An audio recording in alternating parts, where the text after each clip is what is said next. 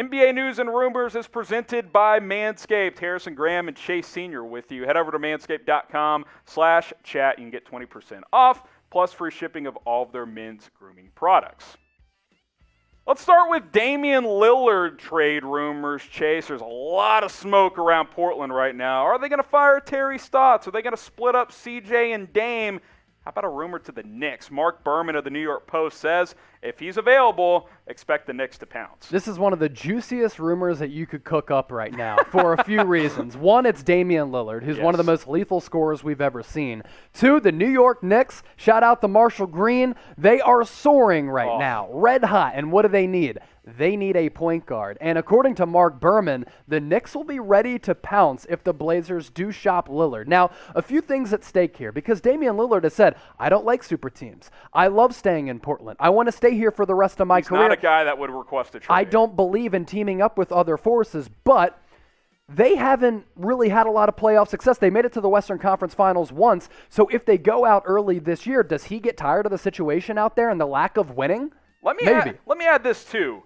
If I don't even think him getting traded to the Knicks would be a super team. Like, sure, they have Julius Randle, but it's not like he's calling up LeBron like, dude, let's go join forces in Miami. Like, no, totally different situation. If this ends up happening. You're all in on this idea if it plays out. I'm all in because I love what the Knicks are doing right now from a culture standpoint, from a coaching standpoint, as well as how they've constructed that roster. Player development. I also think they develop players too, RJ Barrett, Emmanuel Quickley, but the roster really fits the identity of New York.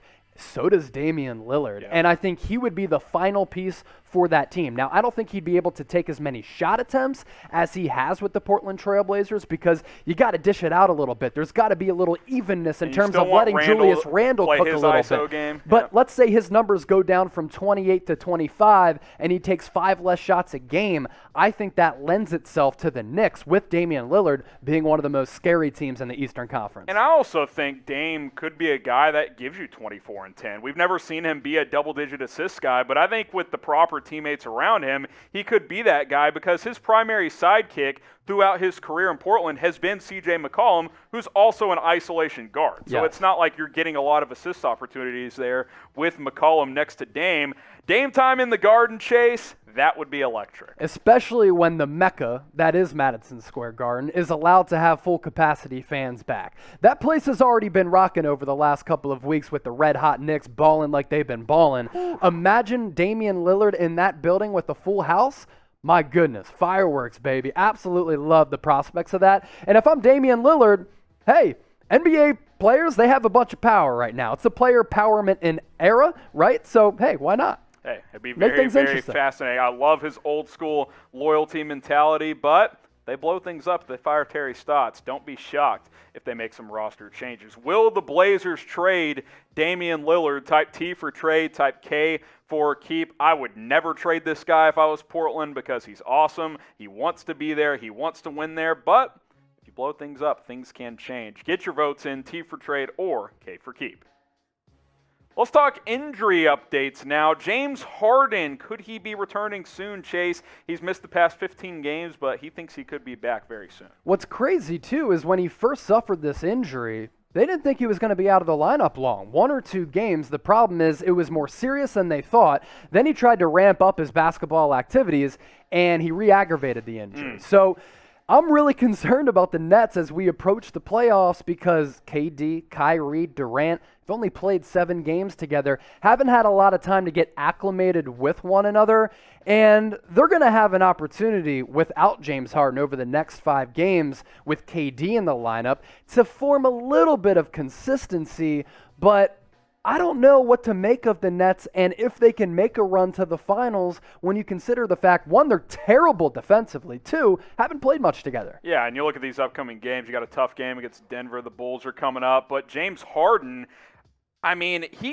kind of played his way into the MVP talk. He was right there before he missed out. I wouldn't say he was the favorite, but you would like to get this guy back for a couple of games down the stretch here before come playoff time. And I view this schedule as opportunistic because you got the Bulls twice. They've been struggling. You end with the Cavs. That could be a nice little tune-up game for the playoffs. None of those games after Denver are vaunting. Get him in there if you can, 15, 20 minutes. Just a little bit of run to get him, KD, and Kyrie reacclimated together because we've seen all these guys play like MVPs this year. They just haven't played together at all. Do you think he was wearing a bodysuit to start the season with the Rockets? That photo with the day before he got traded to the Nets, he looked 250 pounds, and then the photo of him warming up in his first game with Brooklyn like 6 days later, it looked like he shedded 30 pounds. 100% bodysuit. Kudos to James Harden for forcing his way out of Houston because that was a dumpster fire. Who is the Nets' best player? I think it's a good question, Chase. Type 1 for Harden, type 2 for Durant, type 3 for Kyrie Irving. We can debate this one for just a second. I'm going KD. It's KD for sure. I think he's the most efficient scorer that the NBA has ever seen. Yeah. Also, his game, it's unstoppable at his size. I'm going KD all the way. And we've seen this guy win a couple of NBA Finals MVPs. So get your votes in, 1 for Harden, 2 for Durant, or 3 for Irving. Today's show is sponsored by our good friends over at Manscape. Go to manscape.com/chat. Use promo code chat, but if you use /chat, it's already in there. 20% off and free shipping at checkout. And Chase, the Lawnmower 4.0 has come out. They have upgraded the best men's grooming product out there. You know what's great? When you buy a brand new basketball, you can't wait to play with it, and it's so smooth. Well, if you want smooth balls, Lawnmower 4.0 will help you solve that issue, right? So, hey, this is a no-brainer, and it's also on sale. Originally $89.99, now on sale for $71.99. The battery, it lasts like forever. And if you're crouching over the toilet and you drop it in the toilet, it's waterproof as well. Here's what's cool about the Lawnmower 4.0 compared to the 3.0 that some of you guys might be familiar with. Also a great product, but this one has notably improved, is 4 adjustable guards. Some ladies out there, they like a little stubble down below. They don't like it completely clean Not as hairy as your beard. Yeah, hey, you don't want it bushy. If you want to get rid of the bush, go to manscape.com/chat, 20% off. But want to leave a little stub, a 5 o'clock shadow, the landing strip, more variants with the Lawnmower 4.0. This link's in the comments. It's in the description. Manscape.com/chat. Go get it at 20% off. Let's get into some Lakers news and rumors. And there was some drama on Thursday night and on into Friday morning. I believe it's been mostly solved, but LeBron was nowhere to be seen the past couple of games for the Lakers. And Frank Vogel even threw out a weird quote of, "He's just not here." What's going on here with this situation? I have absolutely no clue. And they're saying it's not because of the ankle issue, but I think it is because of the ankle issue because he missed more than a month because of that high right ankle sprain that he suffered on March 20th, right? Came back a week ago today against the Sacramento Kings, then left Sunday's loss against the Toronto Raptors early and hasn't played since then. I think he's out because of that sore ankle. I think he's frustrated. Also, look, the LeBron detractors will say, "Oh, Kobe would never miss a game like this." Look, this is a different era in the NBA.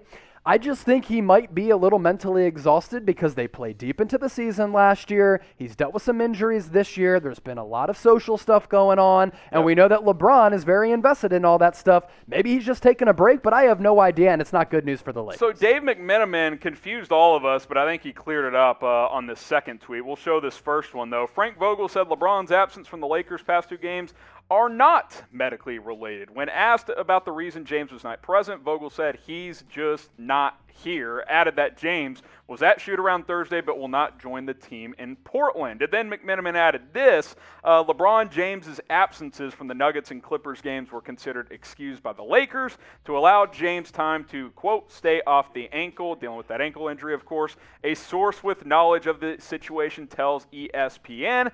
I think it's weird that Vogel and whoever leaked that to McMenamin are not on the same page. Like, why not just say, hey, we didn't want him walking around the arena when he's dealing with an ankle injury? Seems a little weird. Could be that, or could be, Dave McMenamin's like, I'm looking at my Twitter feed. I haven't gotten a lot of retweets lately and some interaction on the Twitter sphere. Let me throw this out. Let's see what happens a little bit. But anyway, hey, tough times for the Lakers regardless, right?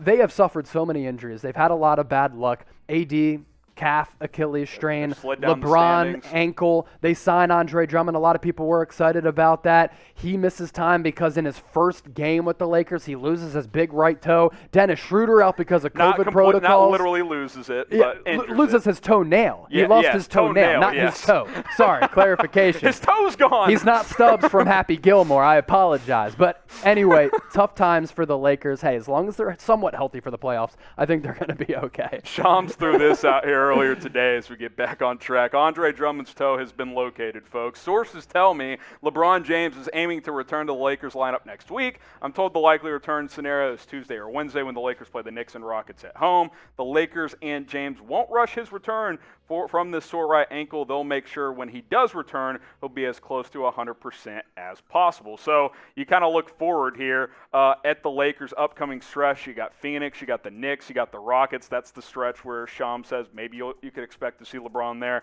And then the Pacers and Pelicans as we wind down the season. If it's me, I'm probably just bringing him back against the lowly Houston Rockets, get him some minutes against a team that has no motivation to win anyway, and then hopefully he can play those last two games as well. Yeah, he needs to come back at some point to get acclimated and to get in shape in those next 5 games, in addition to tonight, Friday night's game against the Portland Trailblazers, which is crucial in the NBA play and NBA playoff race. I'm thinking he comes back against the Rockets, drops an easy 25, plays 30 minutes. That's what I'm thinking. When will LeBron return to the court? Let us know what you guys think down in the comments. When will King James return? I'm going to say that Rockets game, but if you disagree, pick one of those other matchups and let us know right now.